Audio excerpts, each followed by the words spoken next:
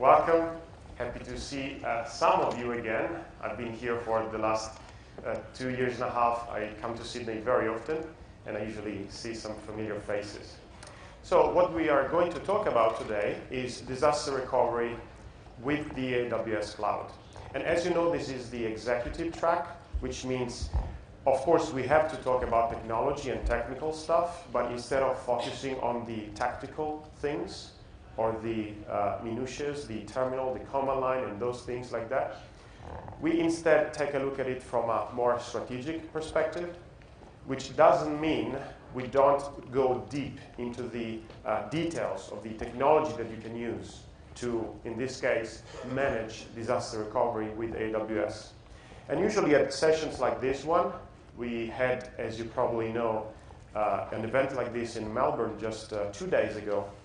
And at that event, of course, I ran the same talk, and I asked people around, even before the event and before the talk and during the talk, do you know anything about disaster recovery? Or on the other side, are you an expert in disaster recovery? And usually, I'm very lucky, half the people don't have any idea, and half of them consider themselves experts, which means whatever I say, some of them will be bored, and some of them will not be able to follow me along. But of course, things are not this bad after all. So let me ask you very quickly, how many of you have a good grasp, not necessarily being expert, but a good grasp, a good idea of what disaster recovery means? Please raise your hand. Wow, that's pretty good. It's actually more than 50. I would say 65, 2/3 of the audience is like that. Okay, it's good. So my name is Simone Brunozzi. I'm Italian, as you can guess from the name. I'm the technology evangelist for AWS in Asia Pacific. Before we start, 2 quick things. You can use AWS Summit if you want to comment on Twitter as a hashtag. And by the way, I'm Simon on Twitter, so it's easy to say bad things, but also good things about me. And I'm sure that by now you have the username and password to access the wireless network here at the conference. So this is the agenda for today. We're going to touch 4 things mainly. First, we have to understand if cloud is the right way to implement a DR strategy, a disaster recovery strategy. How the common architectures are applied to DR situations. And we're going to talk only about 2 of them, even if we might identify at least 4 main ones. So we don't have time to cover all of them. And I decided to focus on just 2 of them instead.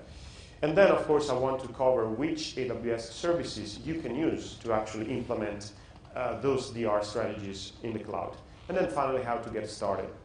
So hopefully it will be interesting enough. I will try to avoid the useless details that most people really grasp very easily, and instead trying to focus on the not so obvious aspects of this.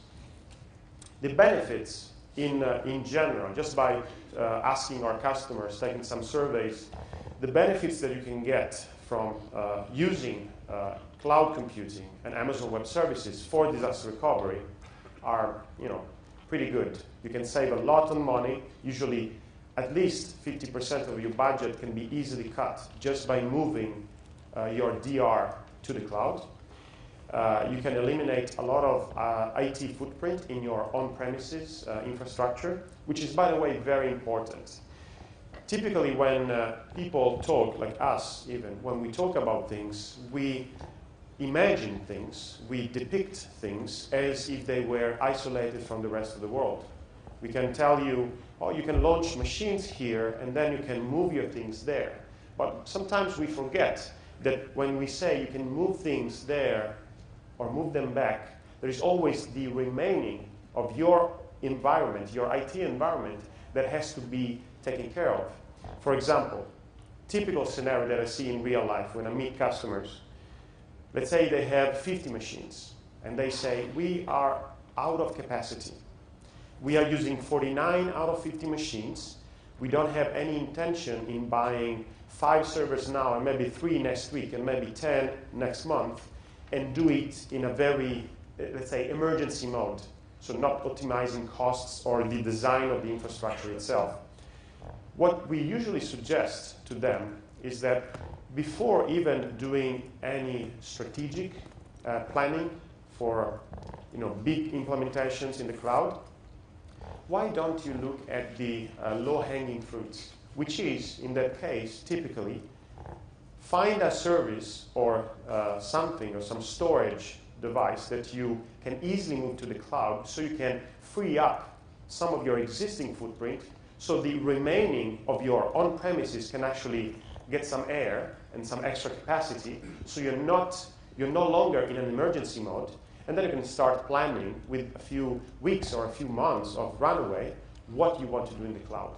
And this is one of the main advantages of disaster recovery in the cloud, because disaster recovery is very easy to move to the cloud. By definition, a disaster recovery strategy typically implies a second physically isolated site where you have either your storage or even your applications ready to be run.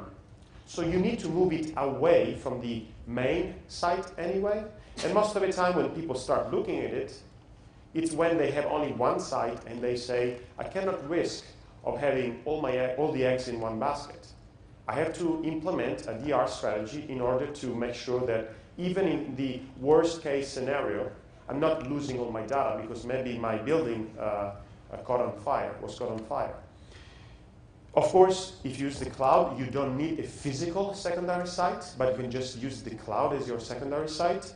And last but not least, most of the time when you're talking about big amounts of data for backups, which is of course part of the DR strategy, typically people use tapes. And tapes are very expensive and difficult to manage. They don't scale well. When you buy a tape system, you can't say, I need 13.7 terabytes of storage. They tell you, take the 50 or take the 100 or take the 500. There's no way for you to fine-tune the amount of storage that you can buy on tape. And then, of course, you can use only part of it, which is why cloud also drives the efficiency and utilization.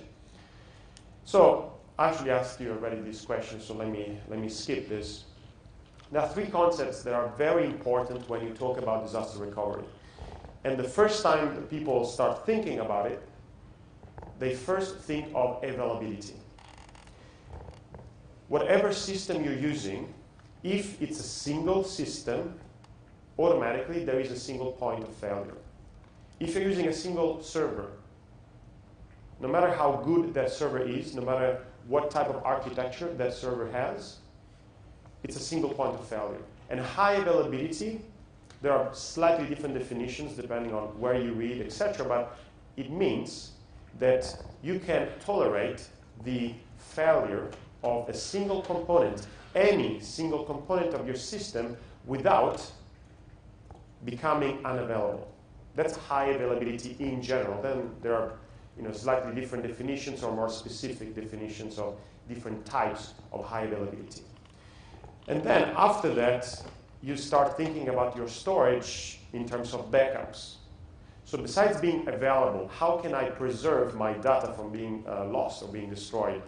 And third, last but not least, you also think about disaster recovery, which means if there is a major disruption, major might be limited to a specific subset of your infrastructure or to your whole infrastructure, but major in the sense that it really causes major pain and major problems in that specific service or in your entire infrastructure.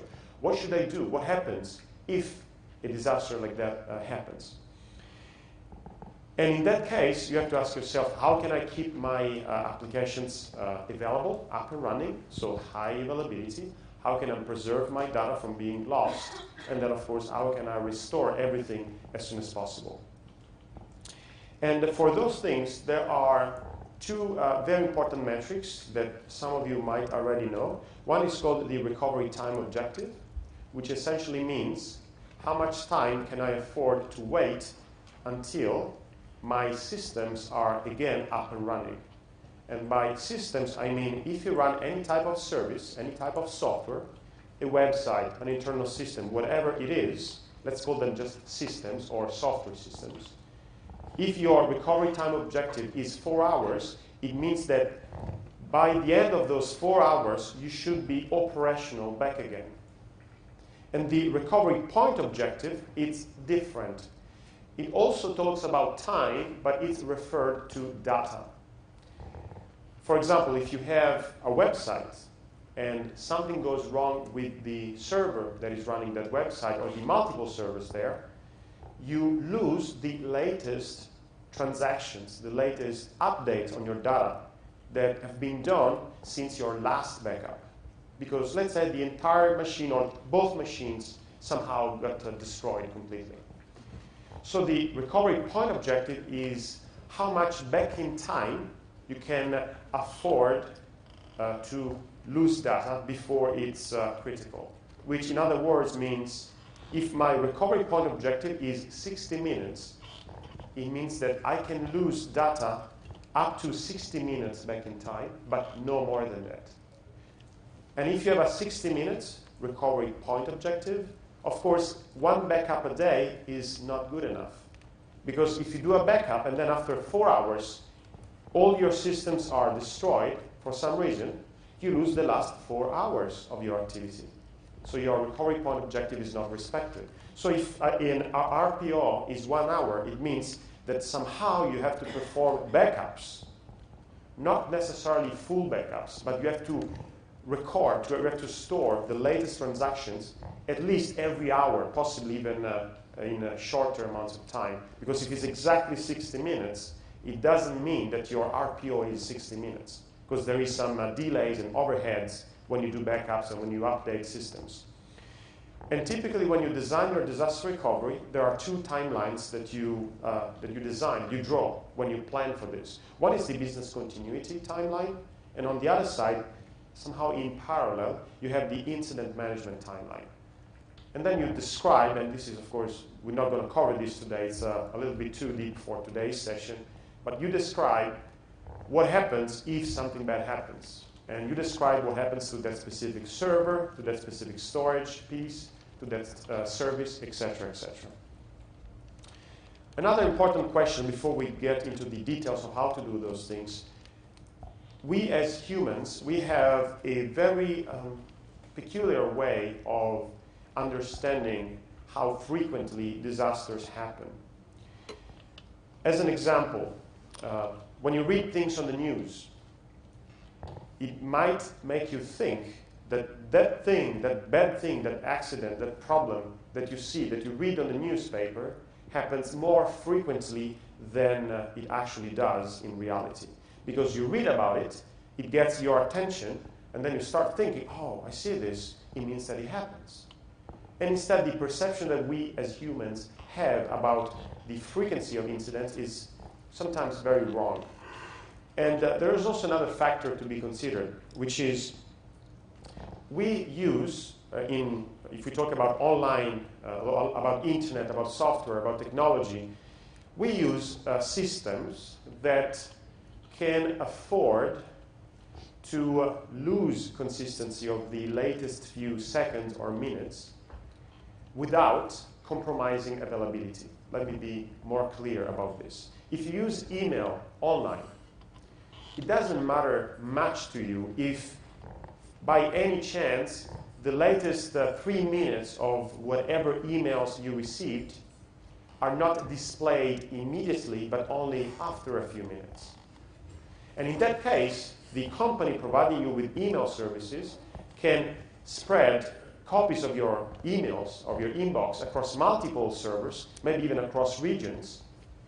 And the trick is that if you have multiple copies, you cannot keep them synchronized at the same time without losing availability.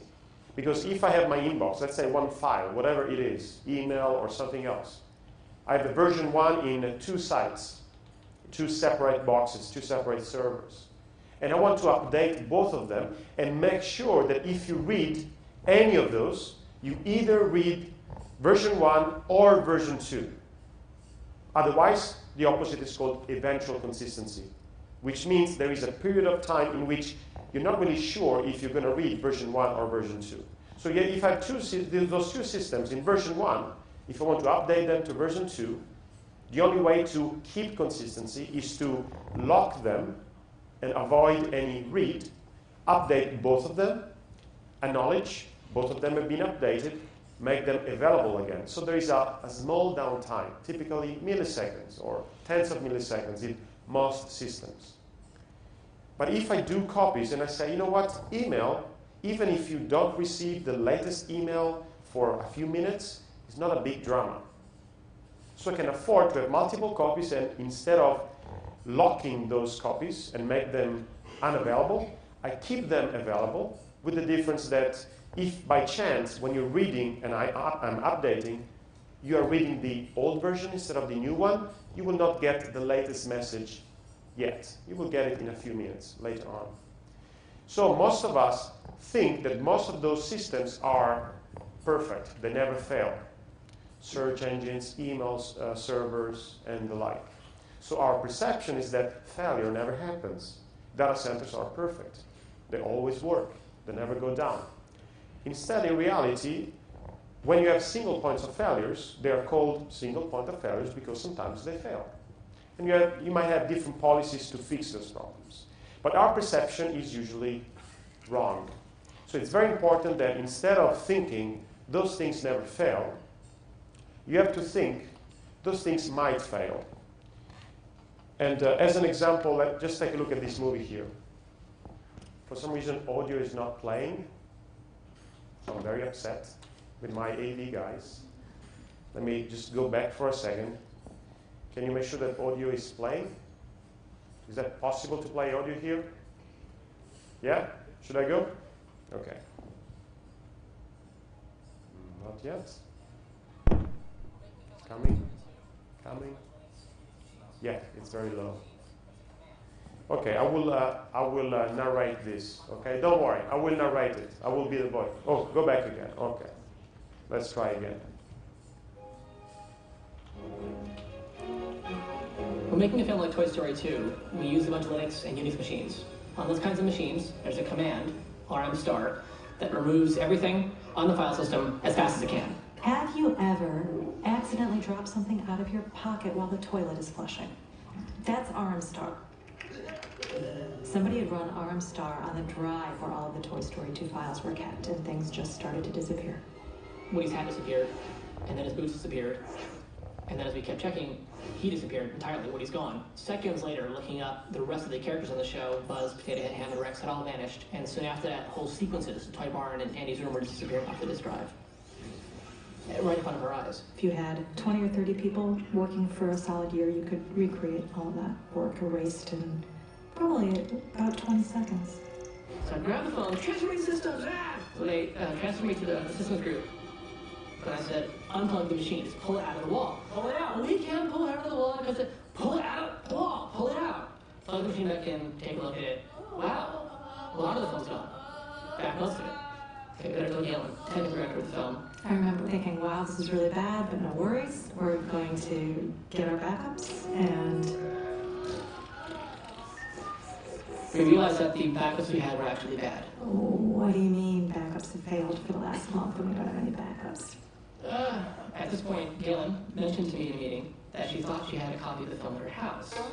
So as a mother who wanted to see her children, I needed to have a computer at home. And so I would copy the entire film to my computer. We got the machine, wrapped it in blankets and pillows, and put seatbelts all across the back seat. Talk about a backseat driver. Slow down, slow down. Oh, easy, careful. He was rocking and, mumbling to himself and coaching me along. I went to Pixar, and 4 or 5 of us carried it in like you would an Egyptian pharaoh. Okay, put it up. Machine turns on. Oh look, there's a movie. Thanks to Eli, my newborn baby Eli, and my need to work from home, we had a backup of Toy Story 2.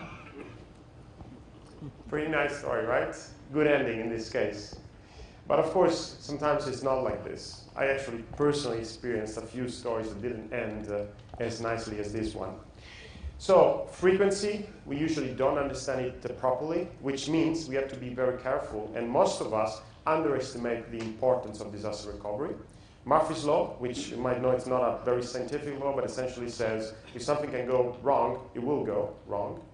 And then the human factor, which is sometimes errors are caused not by malfunctions in physical hardware systems like servers or storage, but it's rather some humans that did something wrong, not planned or not executed well, that would cause the problem.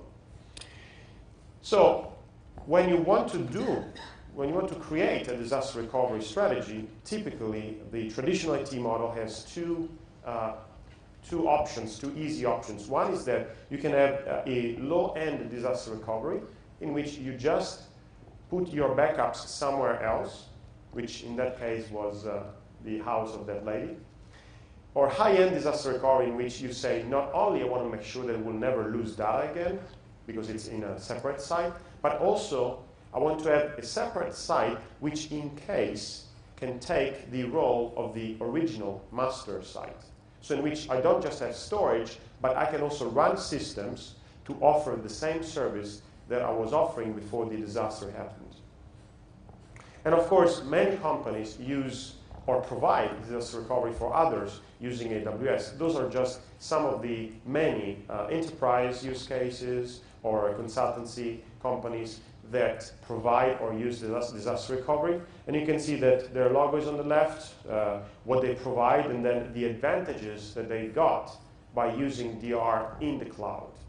And I don't want to talk about them too much. I want to just go to the juicy part a little bit more. The first reason why in the first type of DR, so just the off-siting of your backups, the reason why you save a lot of money is that you don't need any extra servers, networking gears, and things like that. You only need to pay for the storage of your backups in the cloud. So you save a lot of money in that case.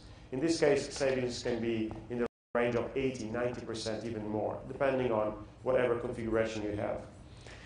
But then, of course, you might say, okay, if I want to plan an implementation of my DR strategy, how can I go about it? And in this case, my answer will be how you can do it using AWS. And I will show you two scenarios. First of all, you know that our infrastructure is global, which means you have the flexibility to choose wherever you want to store your data. If you store your data in a specific region, data will stay in that region unless you say, let's also copy the same file or the same set of files in another region as well. And you might want to do it for whatever reasons you have. But essentially, whenever you decide this file should be in that region, it will stay in that region. But at the same time, in every region, as you know, I don't want to talk about this too much, you already know about it, we have multiple data centers, multiple physical sites, and we essentially divide them into availability zones. So we expose to you how many availability zones you have available. And those are for Amazon EC2.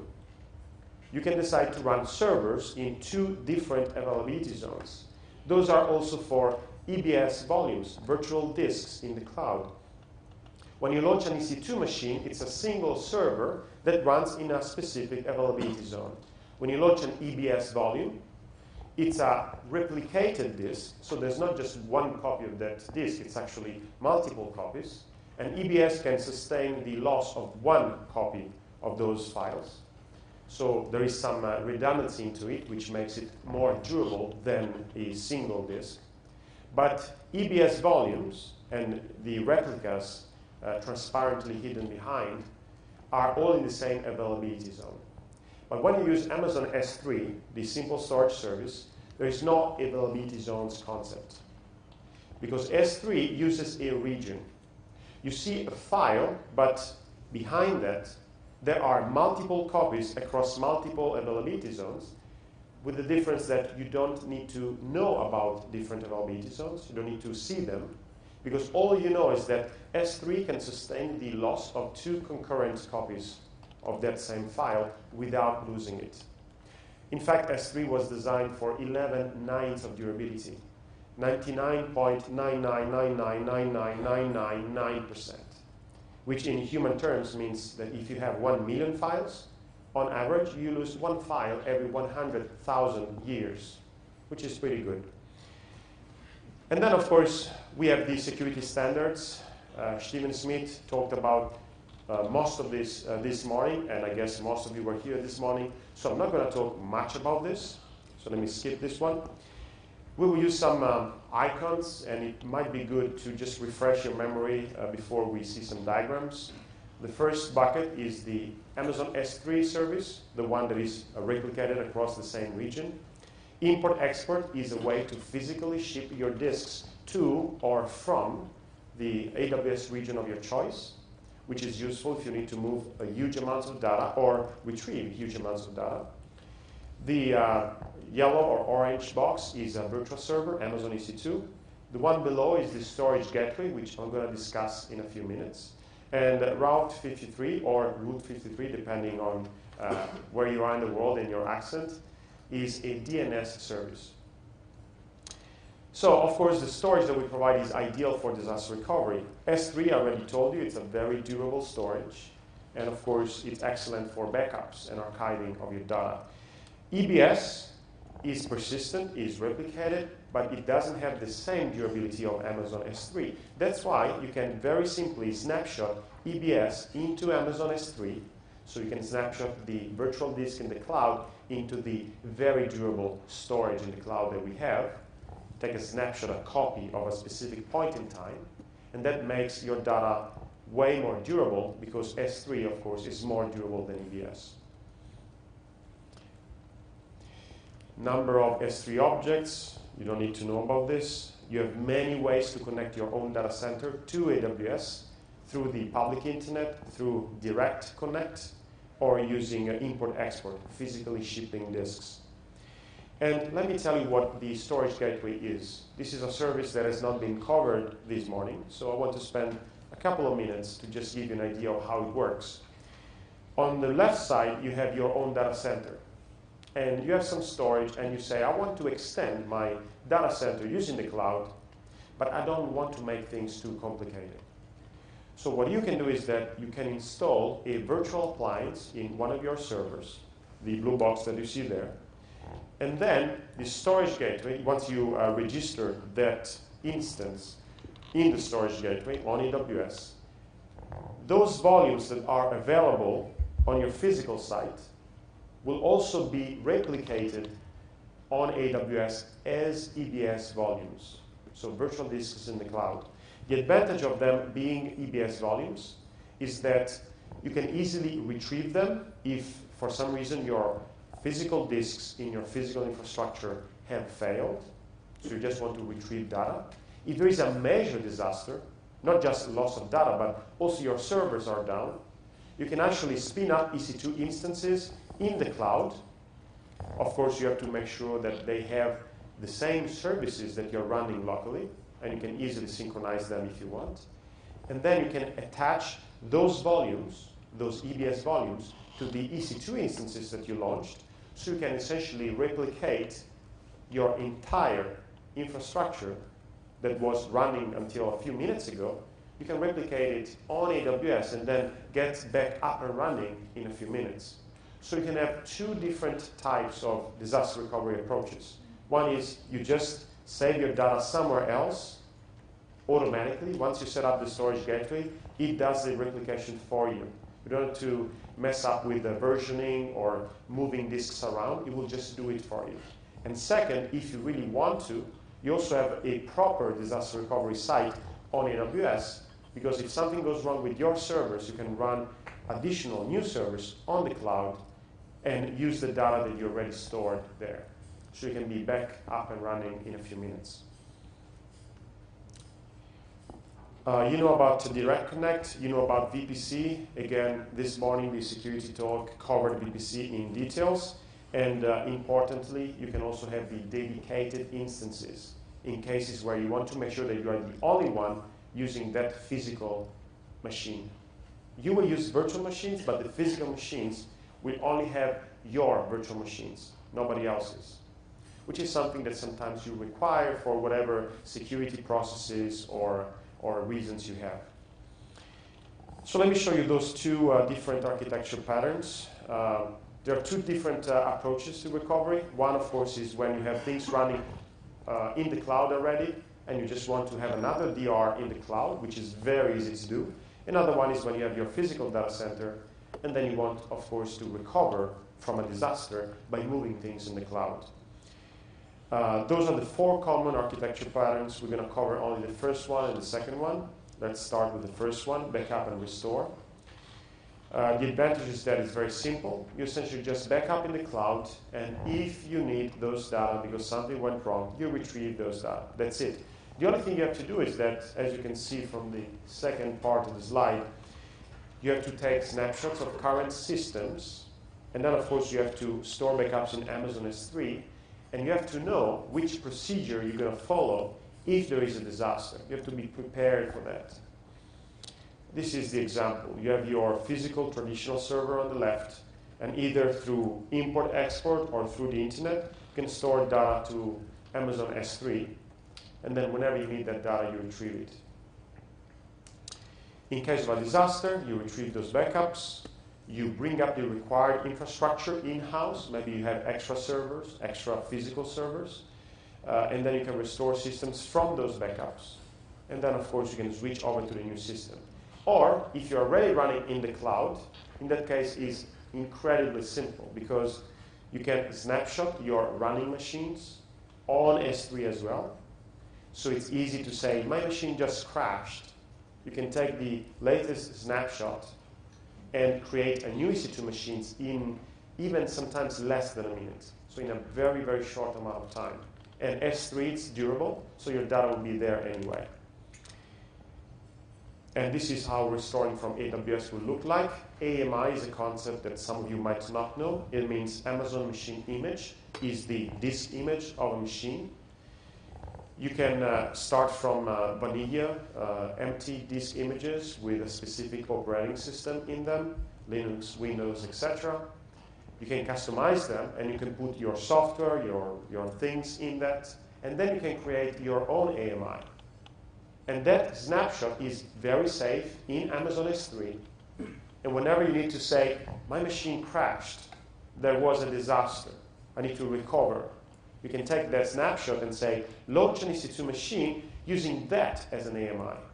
And that will take, again, less than a minute usually. And then, of course, you can have your backups stored on Amazon S3, which you might eventually want to put into the machine, or you can store them as EBS volumes directly. So you can attach those volumes, and data is immediately available. Let's see the second type of DR scenario. So a pilot light for quick recovery into AWS. There is a small but important difference here. The difference is that if something goes wrong with your physical infrastructure, you have no extra spare capacity, so you have to fail over to the cloud in this case. And then, of course, in this diagram here, you can see that on the left, you have your typical physical servers, maybe a 3-tier infrastructure. You have web servers, and you can also use Amazon Route 53 to direct traffic to your websites, for example. Application servers behind them, and in the back end, you can have database systems. The database server, in this case, you want to be able to recover very fast, and you want your data to be updated to the latest transactions, the latest changes. So in this case, on AWS, instead of just paying for the storage, you also pay for a very small database instance. And I say very small compared to whatever database you need in production, because in that case, the only mission of that small machine is to receive synchronization, to receive data from the database that you're using in production, to make sure that up to the latest transaction, everything is stored on Amazon Web Services. And this is something that you do when you have physical infrastructure on the left and AWS on the right. The web servers and the application servers are not running.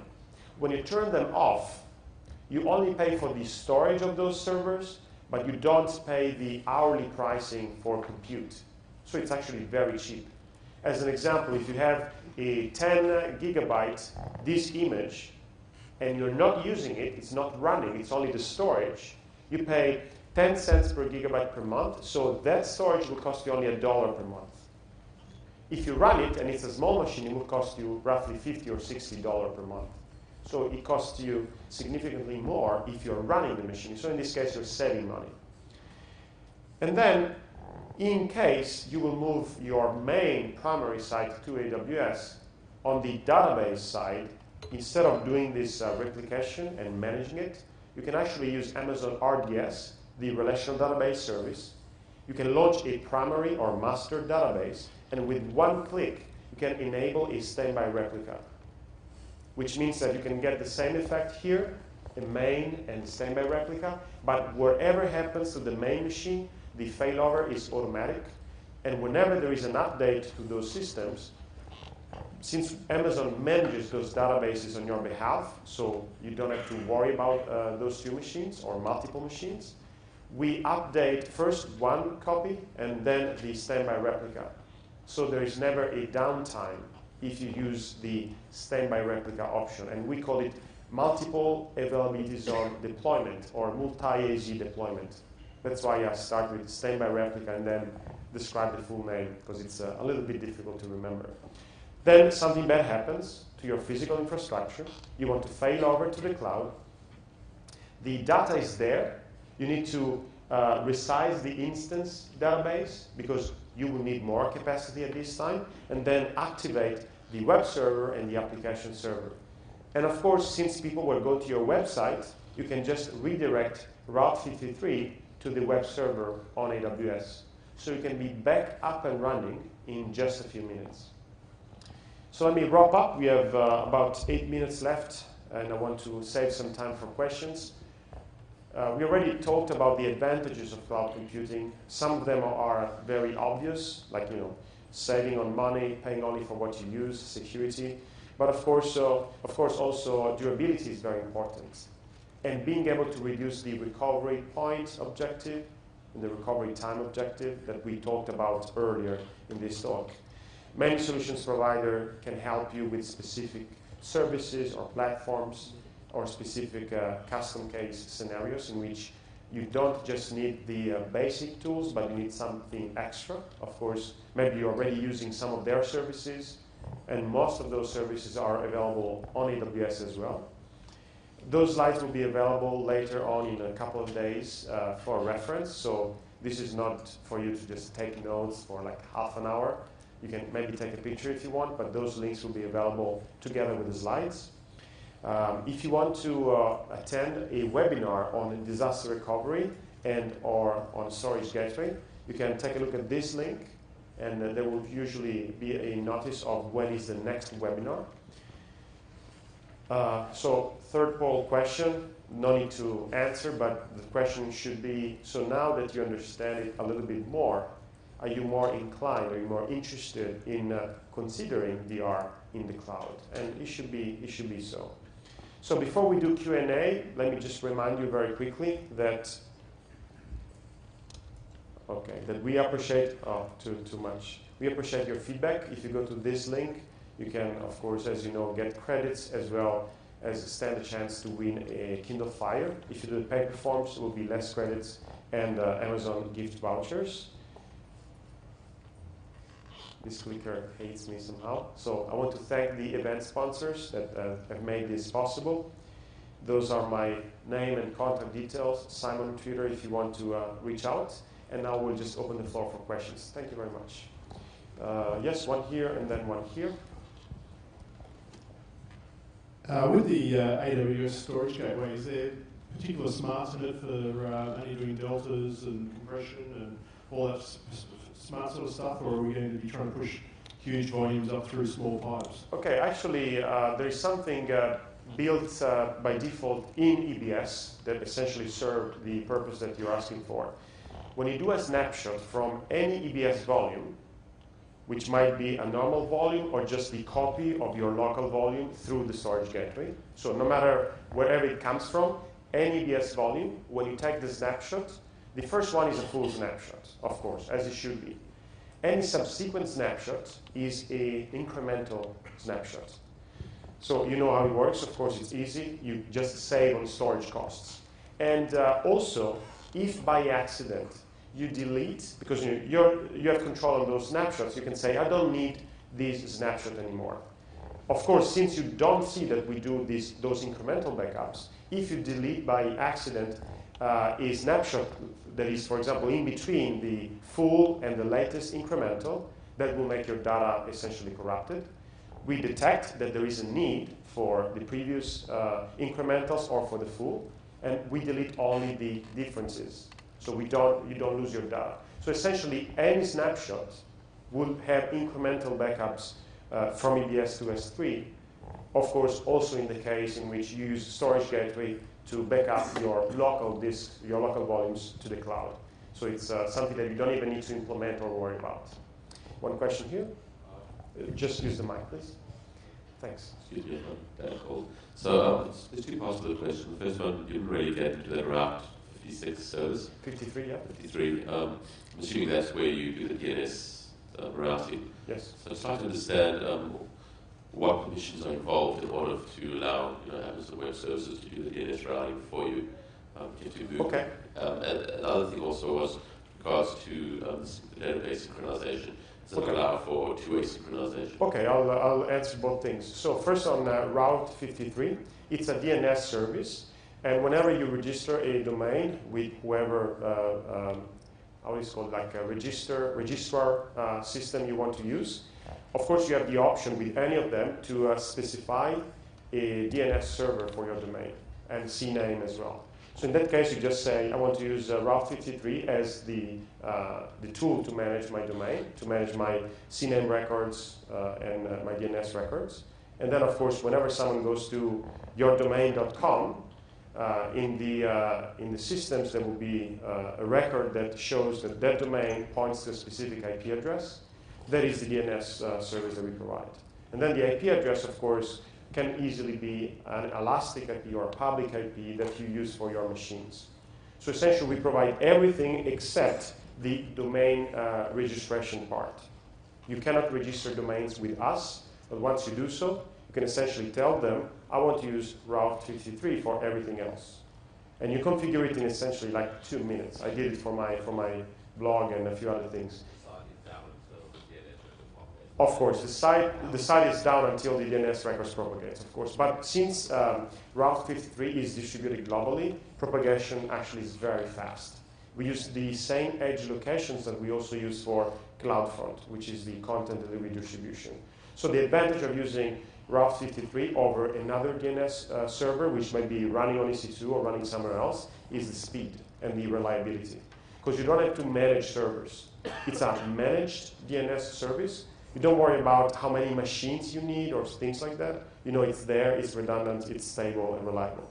On the second question you had about the synchronization between databases, you meant RDS or you meant something else? You meant the managed database that we provide? Yes, that one. Okay. So RDS, let me give you a couple more details about RDS. If you want to run a database, you can easily spin up an EC2 instance, install MySQL, Oracle, Microsoft SQL Server, whatever, and then manage it. And you use it the same way you use a physical machine. Instead, if you don't want to worry with the Mac of managing a database, but you still want to use it and have privileges to use it, you can ask Amazon to manage a database for you. So you can use Amazon RDS and say, launch a Microsoft SQL Server, or launch an Oracle database, launch a MySQL database. You can launch it by default as just one machine. And then you can say, by the way, I don't want just one machine, I also want a standby replica. You will pay twice as much because there will be an equally powerful machine sitting in the back, ready to take over in the case in which the first machine fails. And you don't even need to see it, the fact that there is a second machine, or to worry about it, because if there is a failure, since we manage it on your behalf, we detect it, and we do the failover automatically. So essentially, you can sleep well at night without worrying what happens if my database machine goes down for any reason. And remember, that's a single point of failure. No matter how good that machine is, that's a single point of failure, single machine. So this way, you don't worry anymore about a single failure like that.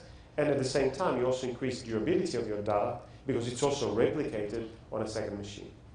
And then there's another option which serves a different purpose. You can create read replicas for your RDS machine. And we call them read replicas, as the name implies, because those replicas can be used only for reading your database, but not for writing. So you still have a single master database, but you can improve the read performance of your database by adding additional machines.